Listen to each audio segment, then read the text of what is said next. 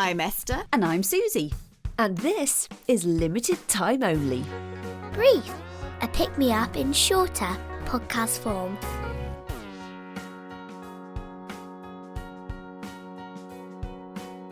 Welcome to Limited Time Only Brief. Do hope you're well, having a lovely day. It is Esther and Susie. Are you on Heart FM?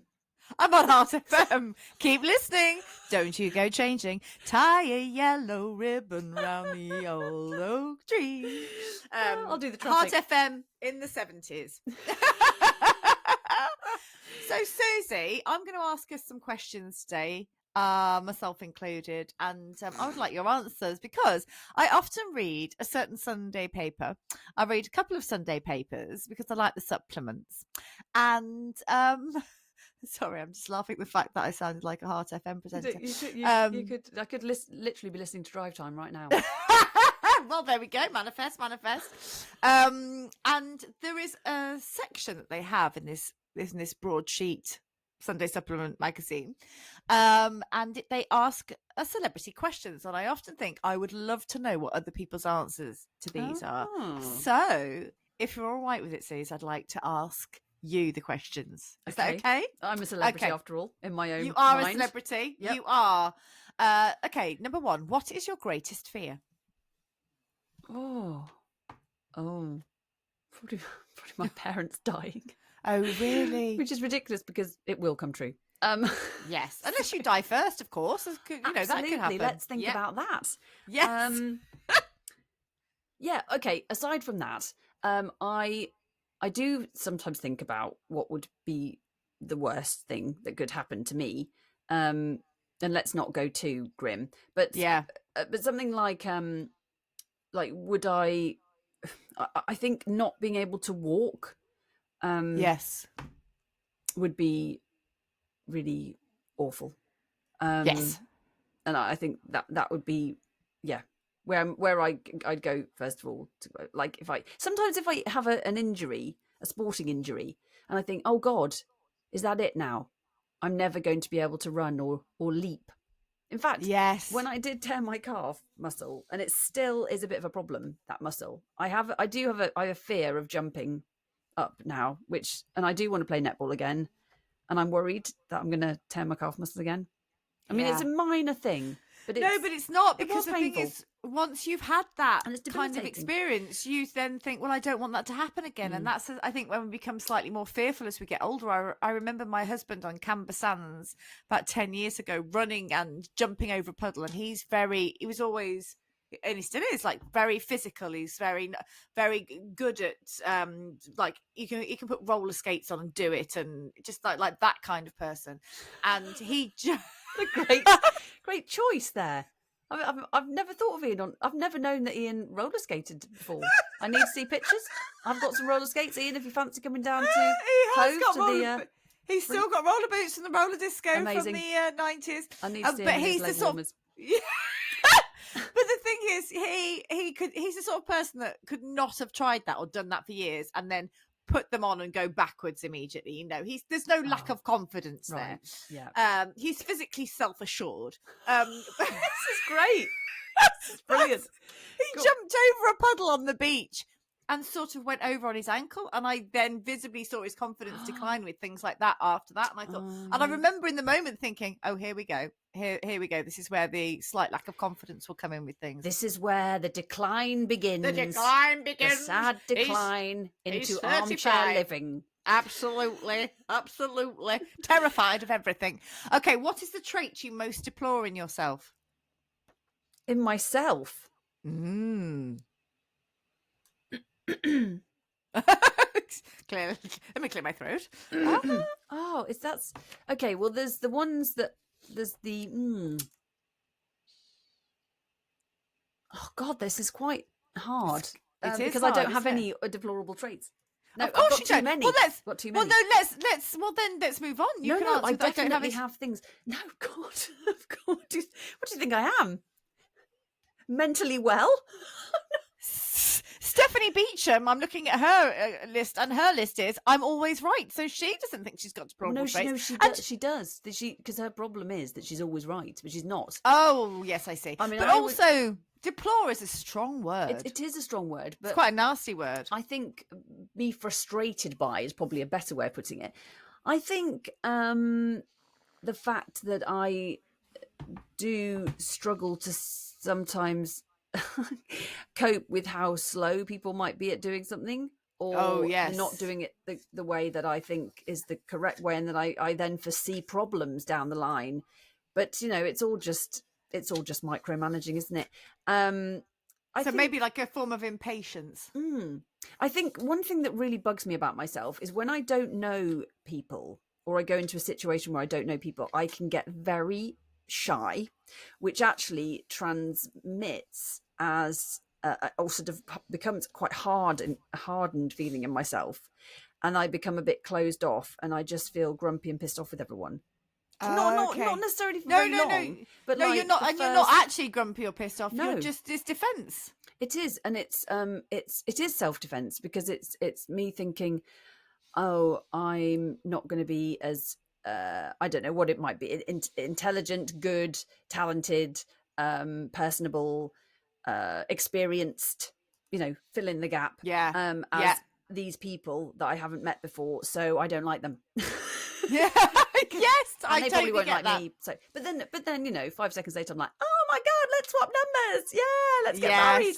So it's let's get married. I mean, you actually witnessed that. You actually witnessed this process last week when we I went did. to Do you know Apple. what? I didn't witness it because I was feeling exactly the same before when we were at the award ceremony. I felt, until we won the award, I felt like a pleb out of water, and that everyone. I mean, when people came up to us and said, "What's your podcast about?" I'd just go, "Susie," because I felt It's like about I me. couldn't. I felt I felt like I couldn't string a sentence together, and I felt like, when you talk and you feel that everything you say just sounds dry and boring. Yeah. And actually, That is once somebody did, underconfidence, isn't it? once somebody did say to me, someone who I really respected at the workshop that we were at, and I'll tell you who it was later. In fact, I might have already told you. She said to me, "You're really boring," when I was trying to impress her, and it's always stuck with me.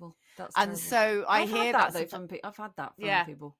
And so I defer to you when people say, "What's your podcast about?" I think I can have a conversation with you, but if you ask me to explain something about something that I do, I almost shut down and try and bang the question straight back to people immediately. I cannot bear being asked what I'm doing, or because I don't like the scrutiny. Lack of self-confidence, isn't it? It is. Or lack of in and belief in yourself and what you do. But once we'd won the award, well, once we won the award, and I'd sworn a lot. Well, I was unmasked and liberated. It was it had been voted the best. So yes, there's no problem with that. No anyway, problem. Let's move on. What's the trait you most deplore in others?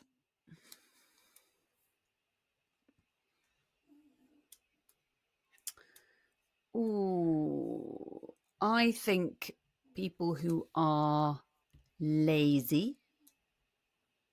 I think lack of initiative. Oh, that's an interesting one. That makes me cross. Yes. But in a way, it's maybe not their fault. But then you could say that about anything, couldn't you? Yes, absolutely. So, fuck them. Fuck them. Fuck them. Lack of initiative, you lazy bastards. Right, describe yourself in 3 words, Suze.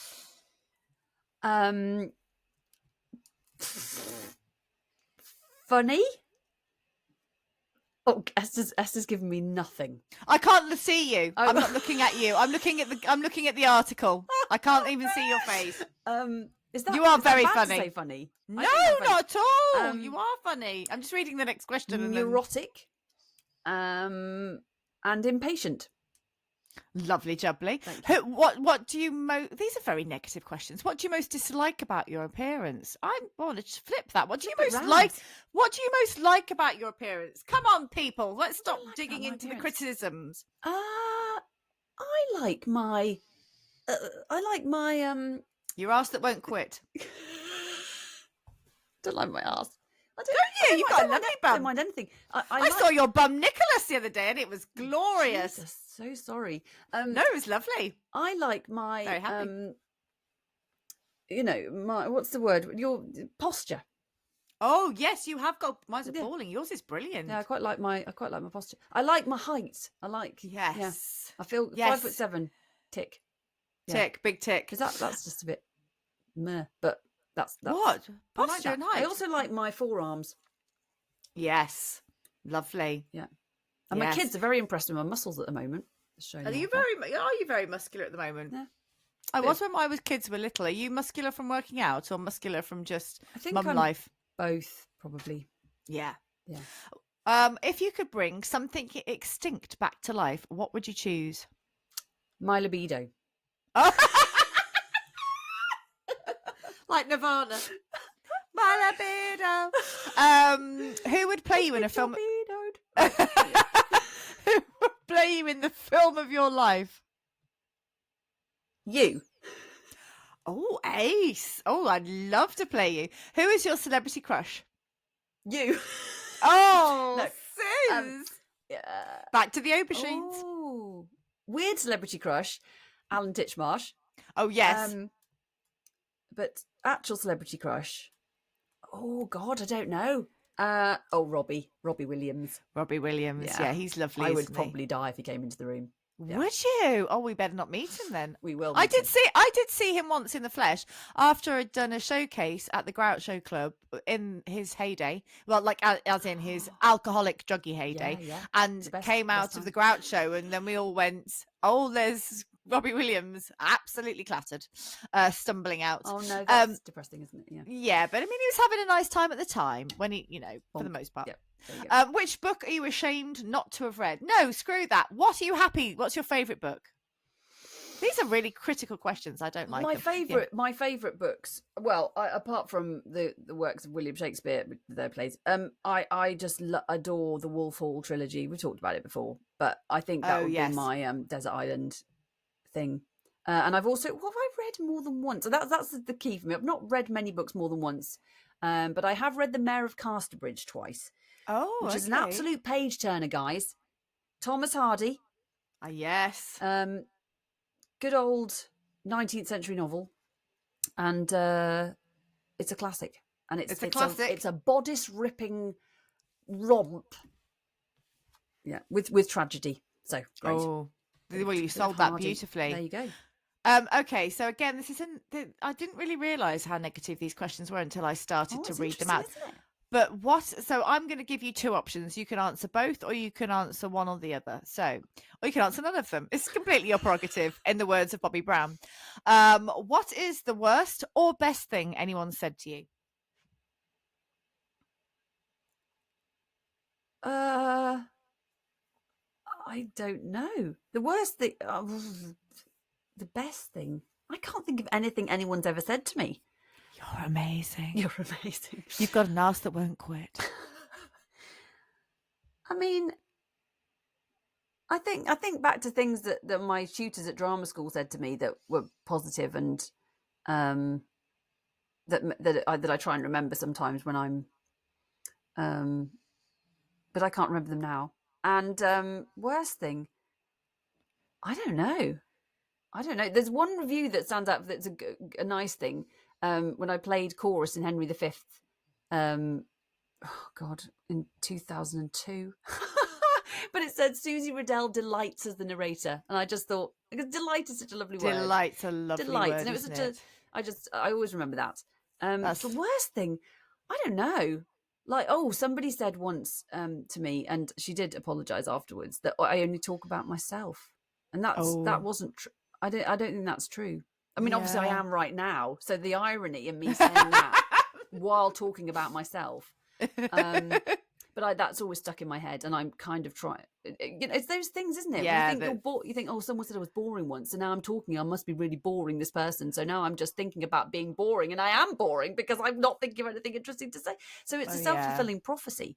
It's horrible, isn't it? And those little thought nuggets just get lodged in your head. Yeah. Would you choose fame or anonymity? Fame. What is your guiltiest pleasure? Probably eating a whole bag of licorice to myself. Oh yeah. Oh yeah. Or I'll tell you what I do. Sometimes my mum gives me chocolates for the kids, and I just eat them myself. Oh, do you? I hope you do. Oh, so well, shh, Alison, this never happened. What does love feel like? Oh, it feels like home. What is the worst job you've done? Oh God, pot washer in a kitchen in Darwin. Was it in Oh, in Broome? Actually, it was in Darwin. Broome. Oh, fuck, it was awful. I think I did it for 2 nights, and that was that. And then we moved out. What would you like to leave your children? Some money. What single thing would improve the quality of your life? Ooh. Living closer to you. Oh, shoot. Mwah. What do you consider your greatest achievement? My So far. children. No, I'm not going to say that. Probably this podcast. Yeah. And tell us a secret. Well, I told you about eating the chocolate. That. Oh, yeah. So you've done it. You've done it. Oh, and there was one I missed. To whom would you most like to say sorry and why? Ooh. I don't know. Probably my brother Chris from when we were kids. I think I gave him a bit of a hard time. Did you? How much? Sorry, younger than Chris. you is it? How much? Well, it's all right. He fell out of a. I mean, he'll listen to this, so he'll hear it. And he's bought you a chicken, so a rubber He chicken. fell out the sky, and he bought me a rubber chicken. So I think he's forgiven me. I think he's forgiven you. I don't. Yeah. Well, Susie Riddell, those were your questions from a broadsheet paper Sunday supplement that I wanted to know the answer to. Thank you. Good night. Arrivederci. Bon vivant. Bonne de douche. Abyssinia. And coming up next on Heart FM, it's another DJ. Goodbye. Goodbye. You have been listening to Limited Time Only. Brief, small but perfectly formed, just like me.